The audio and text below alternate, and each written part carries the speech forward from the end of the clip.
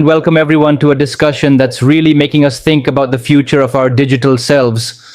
Today we're diving right into the idea of a digital afterlife, where your online presence, your chats, emails, social media, even AI avatars might outlive you, right? It's fascinating to consider that our digital footprints, like photos, messages, and even those AI clones, might continue to interact with the living. Absolutely. In 2025, this isn't just a far-fetched sci-fi notion. It's $1 billion industry already. Companies like Replica and Hereafter AI are already allowing people to chat with digital replicas of their loved ones. And that really opens up questions about what really persists after we're gone. Wow. So imagine if after you pass, your family could literally ask your AI version, "Hey, are you okay?" and get a response that's curated from years of your messages and voice notes. That's both comforting and a little eerie at the same time, right? Right? It's kind of like having a shadow that speaks, one that mimics your personality, but, without your actual soul. Think about the emotional angle. It might soothe grief when your loved ones can still hear familiar advice, but is it truly you or just an echo?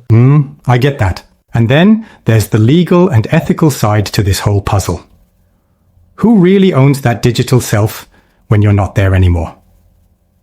Platforms like Facebook or Google, or should it be like passed on as inheritance? Exactly. It's a total gray area. In some places, your family might control your data, while in others, the platforms have the upper hand. It raises such critical questions. Should we, for instance, have digital wills that specify what happens to our online presence after we die? Right. That's a real conundrum. And I wonder, isn't there a risk here?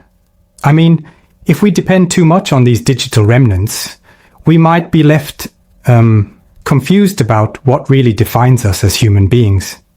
Isn't a digital trace just a shadow, as you mentioned, and not our living essence? That's a solid point. It's like a digital echo that can replicate humor, advice, even tone, but it misses the soul. And in many cultures, especially in Islam, the soul is from Allah and isn't replicable.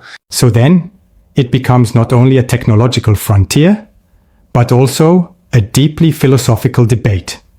Should we allow these echoes to continue conversations or even try to comfort us after someone's gone?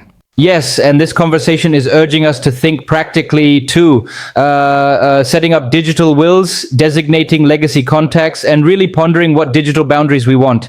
It's a wake-up call to take control of our digital narratives before it's too late.